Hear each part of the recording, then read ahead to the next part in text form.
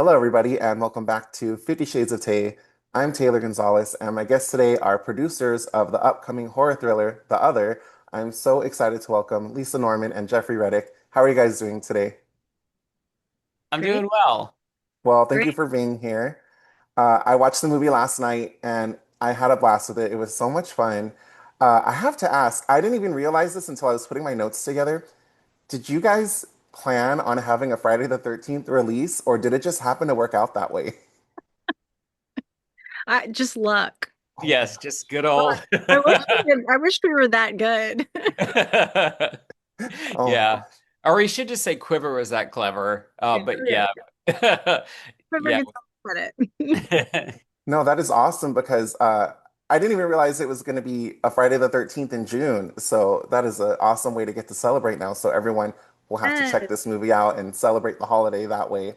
But for people who haven't had a chance yet to check out the trailer, how would you describe the film?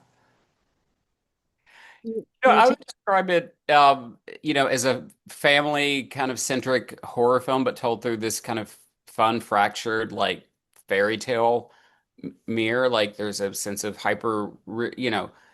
not quite everything's realistic and grounded. Everything's a little askew with humor.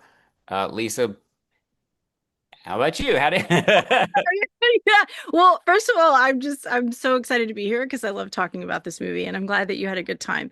I would say that it's just like a good time, right? It's very it's for me, it's very touching, but also horrifying. And the characters are, amazing and I love watching them, as these events unfold, but then it just gets bonkers at the end.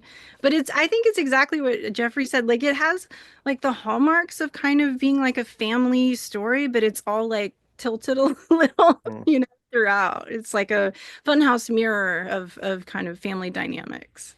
No, I completely agree. And I went into this movie completely blind. I had only seen the poster and I was like, I'm already sold on this. I don't want anything spoiled. So I went into it not knowing what to expect.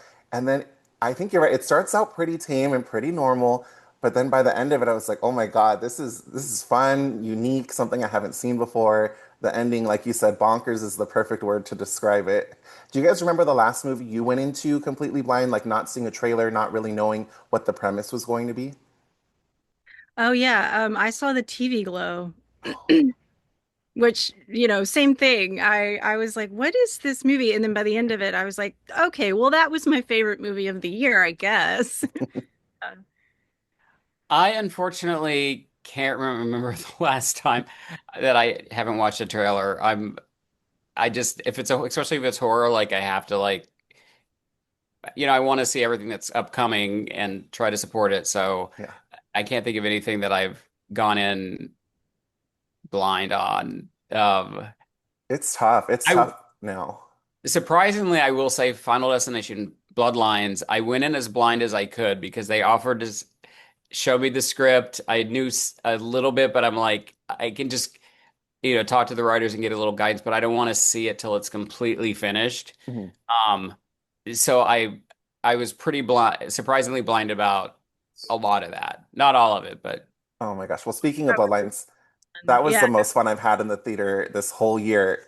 Insane reactions to that movie. So, congratulations on that. That was so much fun. well, that was great. And then it's great to like kind of have something like the other coming up right after. Mhm. We're getting a Friday the 13th release again, which is exciting. And that's what I love about this genre is you can tell so many different types of stories. And for for for me and I think for Lisa as well, because we've become really, really close over this production. The human story really connected us to this. A young couple who can't have kids who wants to foster a child, and then things start going awry, but you're not sure if it's if the danger's from the child around the child, what's going on, and but it's also just with Paul Etheridge writing and directing. He's just got like we have a very dark sense. All of us, when you get us together in a room, have a very dark sense of humor that I think infuses the story as well, which you know made it doubly interesting for us. Yeah, I I think if you know the people involved, it's like it was bound to have quite a bit of dark humor in it. And that's what I love about it so much. Like there are no jokes in the film, right? There's no like specific gags. It's just like it's like very subtle, but there are laugh out loud moments, that were on the page and that were really fun to see realized. You know. So do the two of you know each other before signing on to this project? And then also, how did you guys each get attached to work on this? Oh no, we met on the project. So Yeah. my introduction to Jeffrey, I'll let you go because you were on first, but my introduction to Jeffrey was he called me about this project. Yeah. Yeah. And Paul had been working on this project. Um, I think originally, like, this was a story he'd wanted to tell, but there was another, this town's full of producers who never come through. But luckily, we ended up with Lisa and Camp Lucky and Tim and Jeff Walker. So we had a great team. But before that, there was a producer that was like, "We have money if you can write us a script that's kind of self-contained," and so Paul just wrote this script and without any kind of guardrails about what he wanted to write.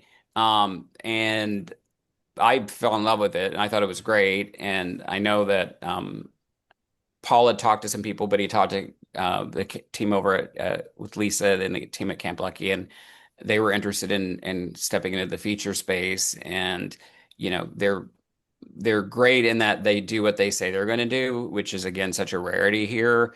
And they're also good people, which you will not hear me say about a lot of people that I work with. And they really stepped up to the plate. 'Cause, they liked the project and they did their due diligence, as all good people do. And yeah, we were just a great team. Like Oh, they gave Paul as much freedom as he could, have, and we were all mindful of like, okay, we don't have a huge budget, but we have a budget that we can do something special with. And I think everybody just really pushed as much as they could to really make the best movie possible. And we're working with kids, yeah. and you know, Yeah. yeah. So Jeffrey found me. This is a fun connection through Chelsea Stardust. That's how Mm, my contact, because mm. I had a kind of a minor role on, no, I mean, not like a acting role, like a associate producer on Satanic Panic, which was also shot in Dallas. And so that's how Jeffrey got me. I know it's Jeffrey's like Oh, that I love like 4 years Chelsea. ago. Oh my God, I forget. I I know totally Chelsea. forgot she connected us. Oh, She's amazing. oh, that's awesome. So I was going to ask that where it was filmed because I'm obsessed with this house. So it was filmed in Dallas. Yes. Oh my God, that house She's Yes. is obsessed with the incredible. house. Yeah, it's Yeah, it's a gorgeous house. it's Yes. Paul's. It's Paul's family home, right? Are we It is. on? It is. Yeah.